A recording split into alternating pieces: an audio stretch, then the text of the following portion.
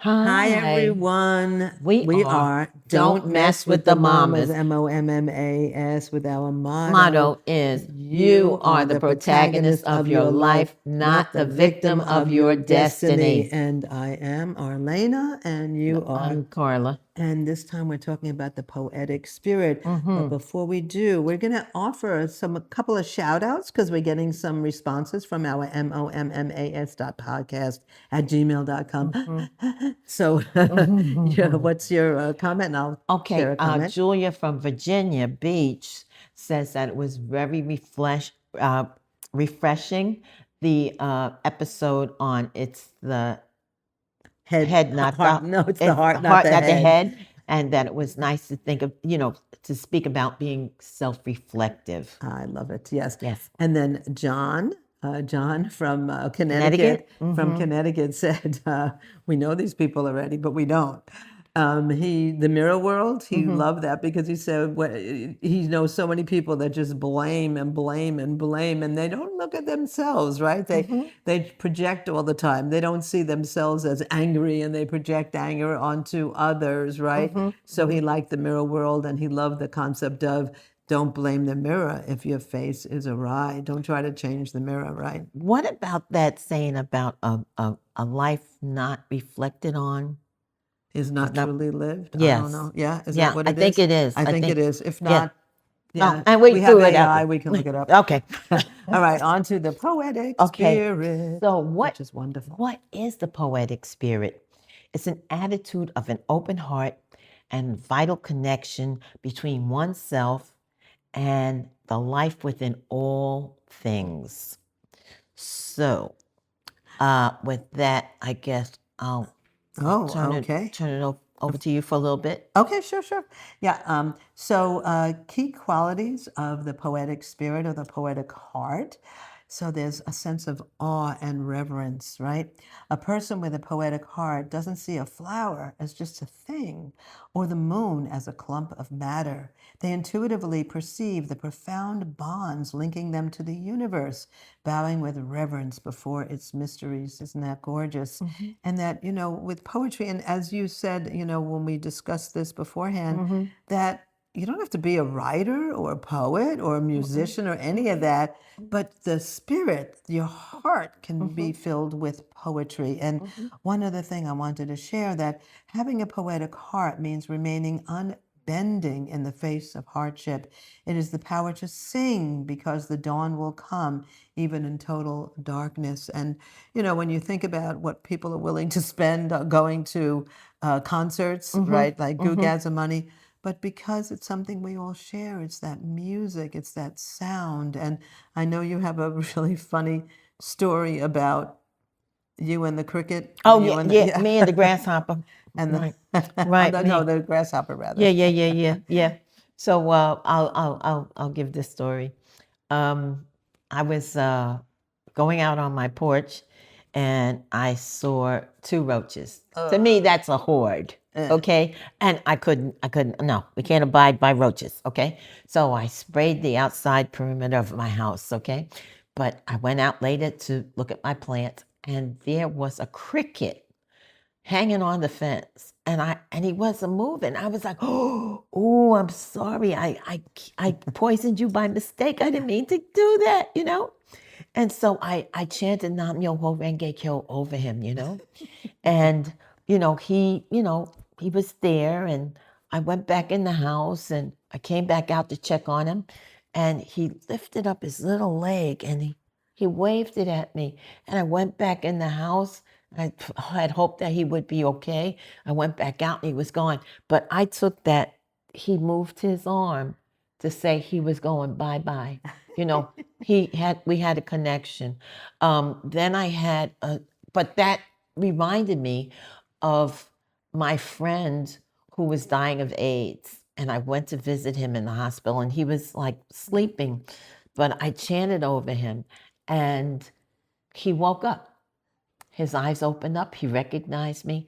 And I told him, I always loved you. I just couldn't tell you then, but I always loved you. So he got to go with knowing that somebody loved him, And I'm sure he had other people who loved him, but he didn't know I loved him. He didn't know the reasons why I loved him.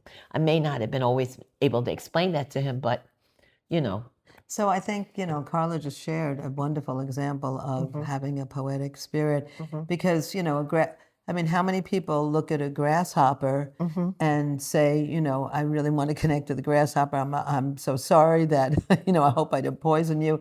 And then even to see that it lifted up its wings and then it sort of said goodbye, most people wouldn't even think of that. So it's just paying attention to things. One of the things I would always have to have my students do when I was teaching psychology is, I want you to, in your way to school, notice something that you hadn't seen before.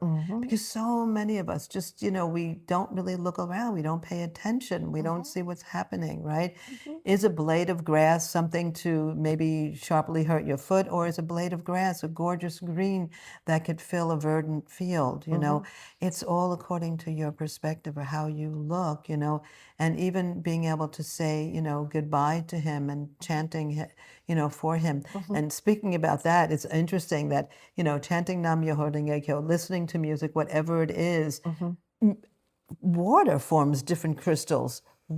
Even water responds to sound and music and positive energy or an optimistic spirit. Everything in life responds. Yes. And you know something? I was saying, why do we have to have wars in order to share recipes? Why do we have to have wars in order to learn dance steps? But I learned from this happening that there was a man who talked about water and about how you should watch what you say over your water, because it takes up whatever you've said, and when you drink it, you put that into your life. The same thing with your food. I wouldn't have known that if I was not, know. But why we gotta have wars to get that? Now I gotta tell you the story about my chameleon. I just have to. I went out again on the porch. Okay, I'm giving water to my plants and I'm playing music for them. Okay, so they'll grow and they know that I love them.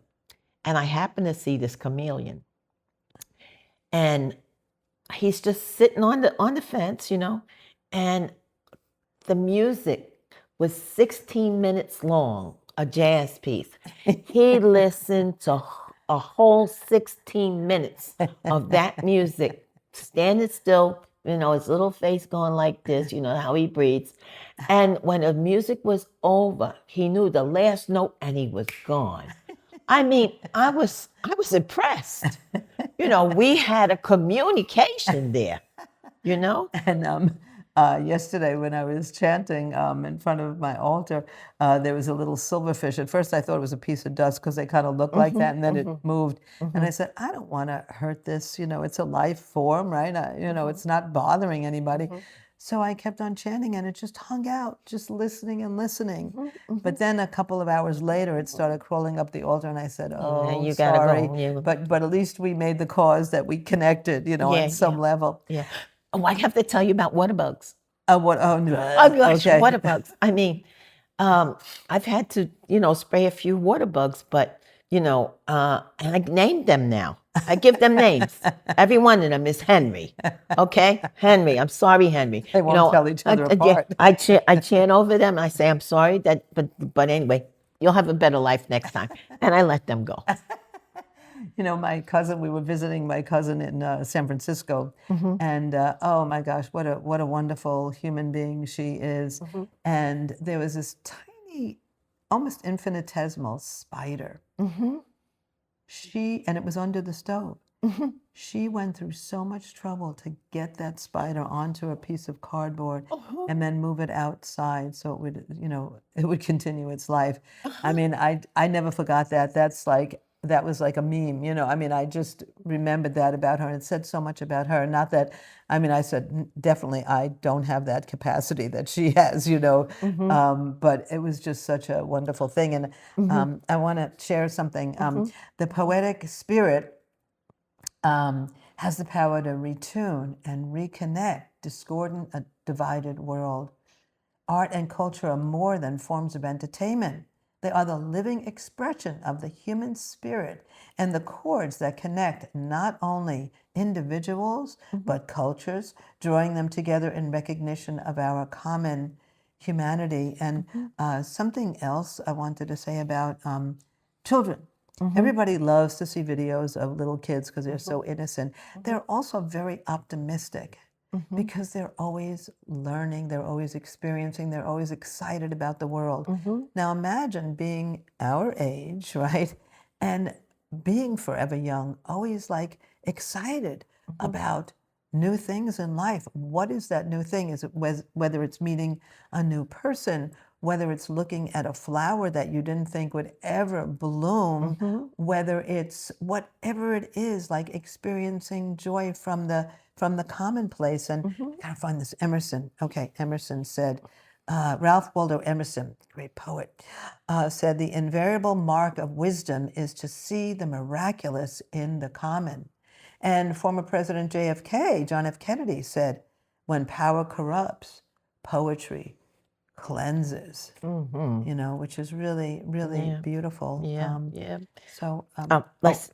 Did you want to? oh, I was going to share Yeah. well, did you want to? No, go ahead. Go ahead. Oh, okay. So this is called Harmonizing Life Symphony. And again, Daisaku Ikeda said that we should balance the three movements to keep the heart from feeling drained. And one is work, efforts towards self-improvement and supporting others. Rest, prioritizing health, sleep, and prayer to respect your life as a vessel. Our lives are vessels. Play, engaging in activities that make your heart sing, like music, nature, or chatting with friends about hobbies, rather than just think winning, winning, winning. And then he was a poet laureate and wrote some beautiful poetry. So just sharing this, and then I'll turn it back over to you. This thing called life with sweat and thoughtfulness, as a novelist writes a novel, with sweat and perseverance, as a painter plies his brush. Seated before the blank paper of the instant and the future. I love it. Seated before the blank paper of the instant and the future. That's we are the protagonists writing our own script, story. One creates a new portrait of oneself. It is a vigorous task to be engaged in. And then another poem, and I know you have so much to share. To strive ever higher, to do even better. The creative process is a desperate struggle to go beyond what we were yesterday. It is a battle against resting on our laurels, against the fear of losing what we have. It is an adventure into unknown territory, and we should always look at life every minute of the day as something new and unknown and something to experience. Right. And so Take it away. I have this book, Hope is a Decision by Daisaku Ikeda. It's short essays, and I'll just read a little bit from the foreword, and then I'll read a few more things. Yeah. And I might even repeat some of the things you said, but it bears repeating. Yep. Okay. In the vastness and flow, Ikeda finds the source and strength of hope. In story related through the poetic spirit, there is nothing more profoundly connective than to be able to listen, truly listen to another story, a person's story, the land story, to share with a good heart one's own story, and have that story received with a good heart, affirms and continues even when those stories are wrought with pain. Ikeda reminds us that it is humanly possible to share the realities of sufferings and challenges in a healthful and life-affirming way.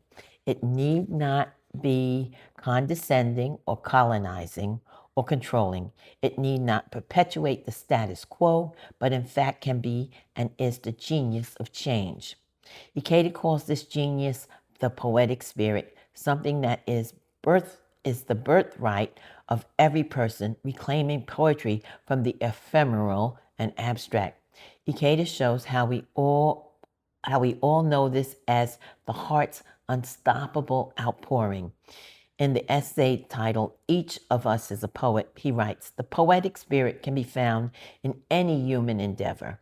He includes the work of science and the always ongoing work for social justice and everyday work of living without causing harm. He writes, the poetic spirit has the power to retune and reconnect a discordant, divided world. True poets stand firm, confronting life's conflicts and complexities. Harm done to anyone, anywhere, causes agony in the poet's heart. Ah, I love it. So, Love it, love very it, love good it. book. Yay, yay. I Okay. broke up a fight with that same She did. piece of writing there because I run a poetry group, and what happened was two people got into something, and I remembered this and I pulled it out, and it calmed the whole situation down, and we were able to continue the meeting without further Conflict. Thank you, thank you. So, what I wanted to share for encouraging words. The institutions of human society treat us as parts of a machine. They assign us ranks and place considerable pressure upon us to fulfill defined roles.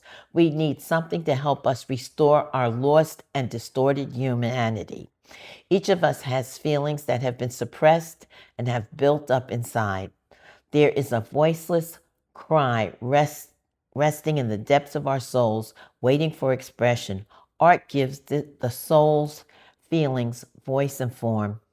Okay, unless we view things with our hearts, we can see nothing. But if we look at the world with a love of life, it will reveal its beauty to us. Oh, I love that. And with that, oh my gosh, that was so wonderful. Just so you know, we are publishing our episodes on all platforms, whether you're listening or you're viewing. You could see us on, TikTok and Instagram and YouTube. And then you can listen to us on, I know you love Spotify and Apple Music and Amazon Music, all that. And Libsyn, Libsyn.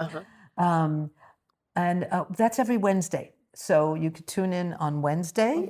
Sometime during the day on Wednesday, you can look for our new episodes.